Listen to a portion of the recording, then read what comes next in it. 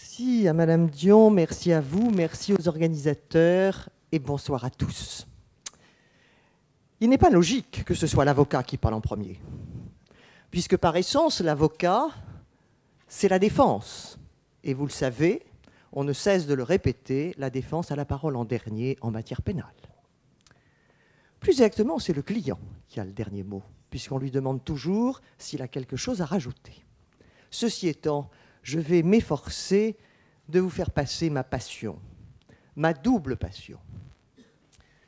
Cette passion qui est effectivement au travers de mon exercice professionnel, car j'ai une conception de mon métier qui est la mienne, qui n'est peut-être pas obligatoirement celle de tous mes confrères, mais en tous les cas, je la vis depuis 35 ans, et je me dis que, somme toute, grosso modo, j'ai à peu près rempli la mission que je m'étais donnée, qui est de celle d'essayer de dire le droit, de comprendre les hommes qui viennent à moi, les hommes et les femmes qui viennent vers moi, qui me confient avec pudeur, beaucoup de confiance, leurs intérêts, et qui me disent « Maître, il faut me faire rendre justice ».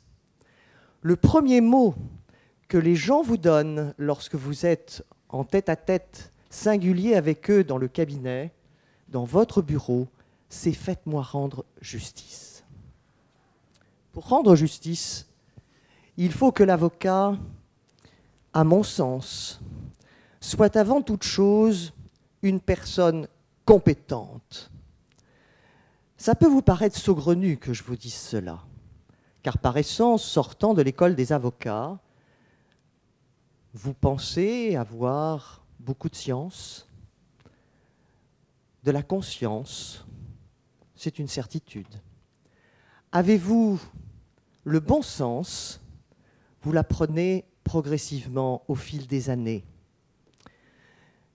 Mais la compétence, c'est véritablement non seulement connaître le droit, mais c'est aussi systématiquement essayer de mettre au service de l'autre, celui que vous défendez, votre ingénierie, votre inventivité, votre adaptabilité pour que la loi que vous souhaitez faire appliquer par le juge soit effectivement comprise par celui-ci, et surtout vous devez lui donner le fil conducteur.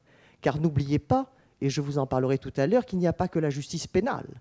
Il y a la justice civile, qui est la justice commerciale, qui est celle du quotidien de nos concitoyens et de nous-mêmes. Et dans ce cadre, c'est vous, l'avocat, qui allez assigner, c'est-à-dire saisir le juge de votre conflit. Et dans le cadre de l'exploit introductif d'instance que vous allez diligenter, eh bien, il est important que vous ayez en amont préparé votre stratégie, ce qui n'est absolument pas péjoratif, mais que vous ayez recherché les meilleurs éléments pour pouvoir obtenir ce que vous demande votre client, c'est-à-dire qu'on lui rende justice.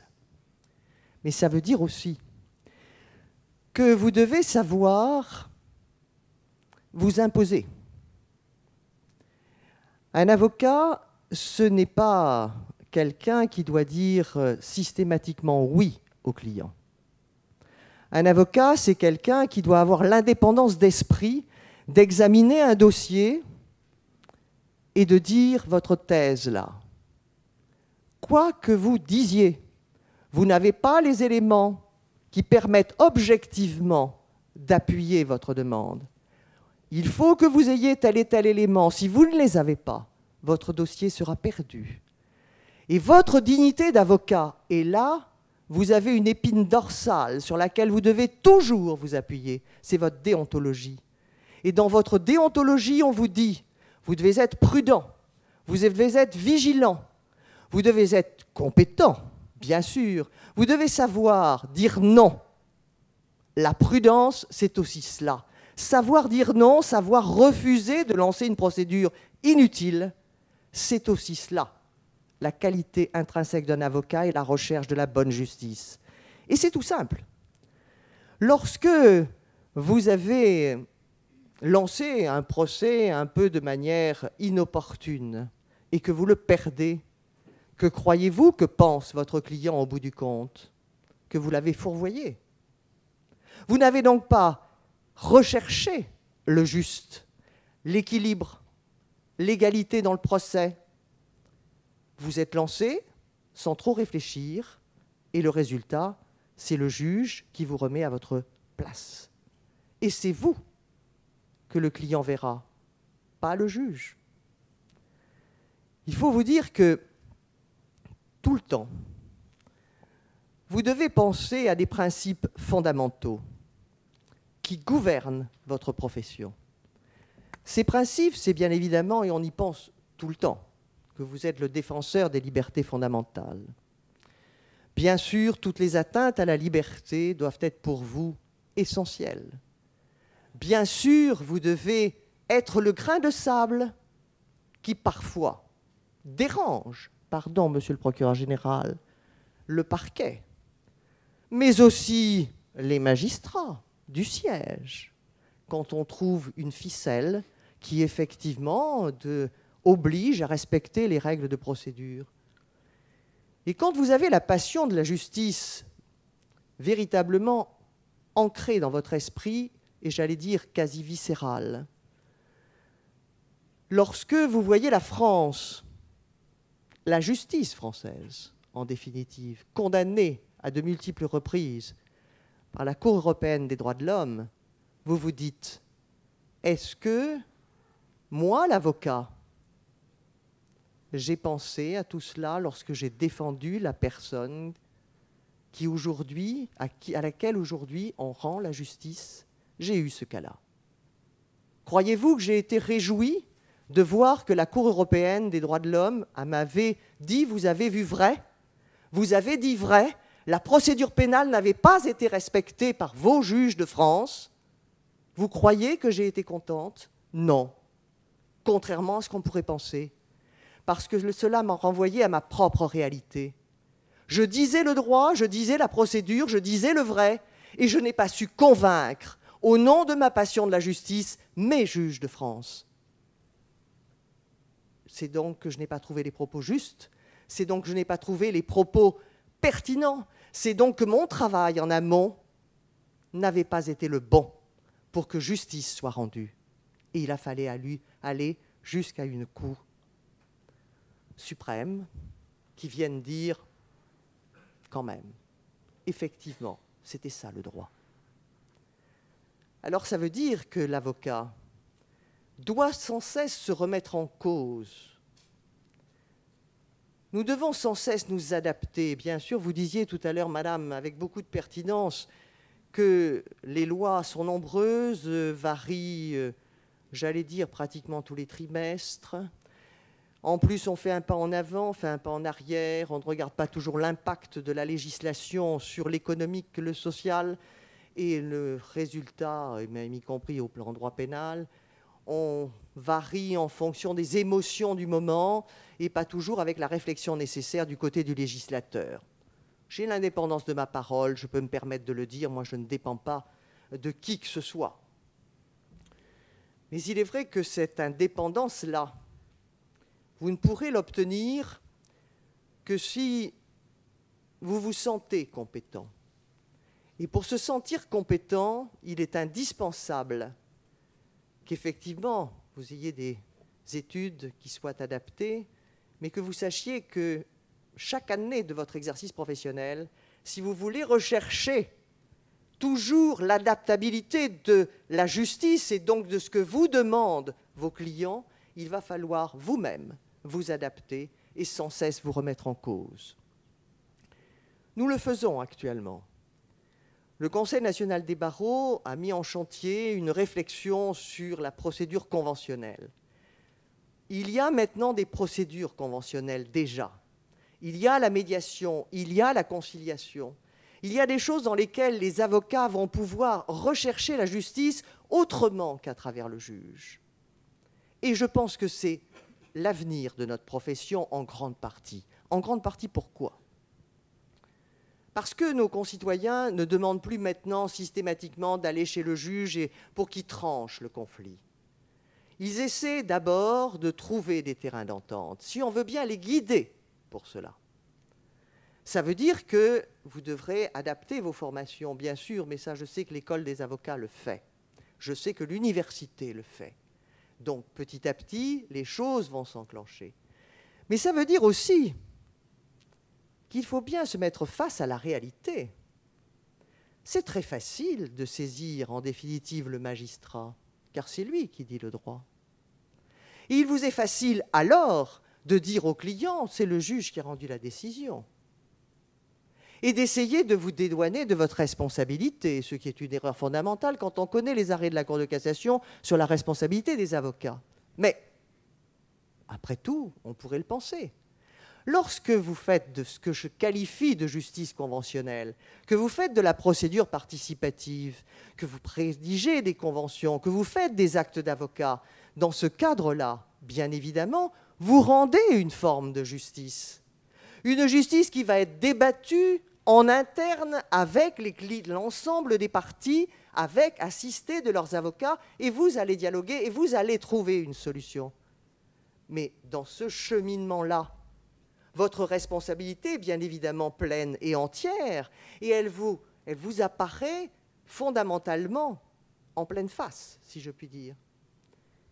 Donc c'est vrai que c'est une évolution qui vous, cette jeunesse-là qui nous regarde, qui envisage d'être avocat, d'être magistrat, c'est ce que vous ferez demain.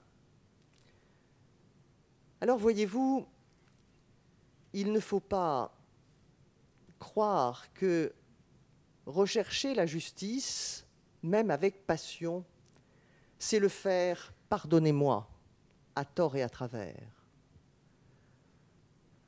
La compétence vous permet d'éviter l'écueil de ne pas soutenir n'importe quoi devant vos juges.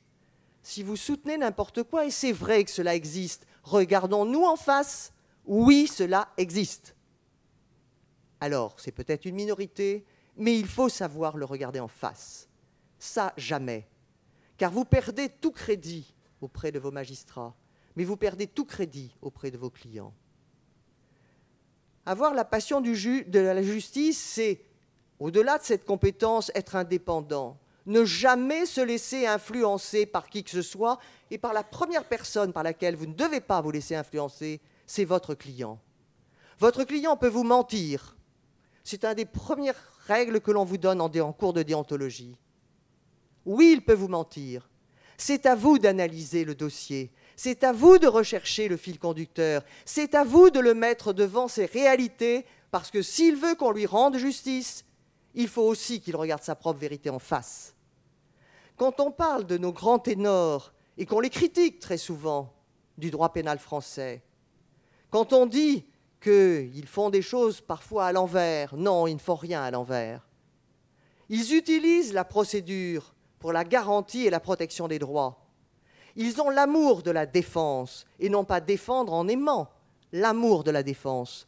Et ils veulent simplement dire aux gens, dire aux juges que là, il y a peut-être quelque chose qui n'a pas été vu, qui doit être examiné. Et en l'examinant, voir s'il existe, notamment évidemment au pénal, suffisamment de preuves objectives, tangibles, pour permettre la condamnation ou non. S'il n'y a pas de preuves tangibles, c'est clair, la règle légale, c'est le doute doit bénéficier à l'accusé ou au prévenu. Par voie de conséquence, c'est une relaxe ou un acquittement. Que ça plaise ou que cela déplaise. Et l'indépendance de l'avocat, c'est d'avoir effectivement le courage d'avoir cette attitude. Mais c'est aussi l'indépendance vis-à-vis de votre propre client, ne l'oubliez jamais. Moi, il m'arrive très souvent de dire aux gens, je ne défendrai pas cette thèse. Si vous n'êtes pas d'accord avec moi, c'est simple. Vous allez voir un autre confrère qui peut-être analysera de la même manière que vous la justice que vous voudriez voir rendue. En ce qui me concerne, mon indépendance et mon éthique, parce que pour que je sois un bon défenseur, il est indispensable que je croie dans ce que je vais exprimer. Et pour que je croie, il faut que j'ai trouvé dans votre dossier les éléments qui me permettent éventuellement de douter pour plaider une relaxe, ou les éléments qui me permettent effectivement de soutenir votre thèse au civil, parce que, en effet, il y a suffisamment d'éléments qui me permettent de penser que le contrat n'a pas été exécuté correctement ou que tel ou tel autre élément de droit peut être envisageable ou envisagé. Dernier point, c'est l'humain. On ne fait pas de la justice sans humanité, sans empathie. Et c'est à tous les stades. Je suis sûr que vous avez entendu dans votre entourage ce que j'ai entendu en qualité d'avocat, très souvent, dans les dîners et dans ma famille. Comment peux-tu défendre un bandit? Mon père, c'est la première chose qu'il m'a dite lorsque je lui ai annoncé que je voulais être avocat. Il était dépité. Mais je lui dis, tu sais, les bandits ont le droit aussi d'être défendus. Ça ne veut pas dire approuver leur thèse. Ça ne peut pas dire approuver leur comportement. Ça veut dire essayer de comprendre. Ça veut dire essayer de baliser la route, de faire comme le petit poucet, placer les galets pour qu'au bout du compte, on arrive à trouver la maison justice, c'est-à-dire qu'il puisse être jugé quoi qu'il ait fait, et aussi odieux que soit son crime, quoi qu'il ait fait, qu'il soit quand même jugé comme un homme, respecté comme un homme doit l'être, même si lui n'a pas respecté ses victimes, lui ou elle. Car la procédure, notre démocratie nous apprend cela.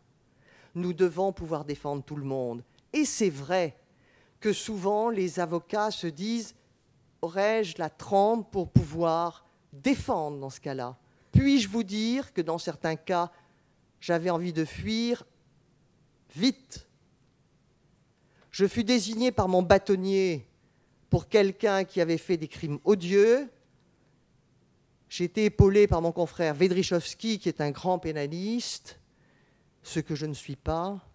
Je vous avoue que souvent, nous avons pensé nous défaire de ce dossier. Mais il fallait plaider, c'est tout. Il fallait plaider et essayer de faire comprendre à des jurés que nous étions là pour le respect du droit, pour le respect de l'homme, parce que ceux qui jugent, cette justice-là, ne doit pas être arbitraire. Elle doit comprendre. Et pour comprendre, c'est votre parole à vous, l'avocat. Car vous êtes le porte-parole de cette personne. Et vous ne pourrez être un bon porte-parole que si vous avez bien essayé de comprendre en amont le pourquoi de l'attitude criminelle qui a pu être la sienne. Alors, cette humanité, c'est à tous les niveaux. Quand vous regardez, par exemple, en droit commercial, que vous avez une petite entreprise qui va être rachetée, je vais avoir terminé, qui va être rachetée, je vois que c'est le temps, et que vous devez remettre cette graine d'égalité dont parlait Madame Dion tout à l'heure et que rappelait Aristote, c'est-à-dire dire attention, il ne faut pas qu'elle se fasse manger toute crue. C'est pas possible parce que derrière, il y a un plan social, il y a des hommes et des femmes qui derrière ont besoin de certaines choses et notamment de quoi vivre pendant un certain temps. Et cela, vous l'avocat, avec votre indépendance, sans aucune puissance, simplement celle de la parole, de la compétence, de la confiance que vos clients vous accordent, de votre déontologie, c'est-à-dire le respect que vous devez avoir de tous et la recherche de cette égalité pour faire le juste, eh bien c'est ainsi que vous serez un bon avocat. Merci.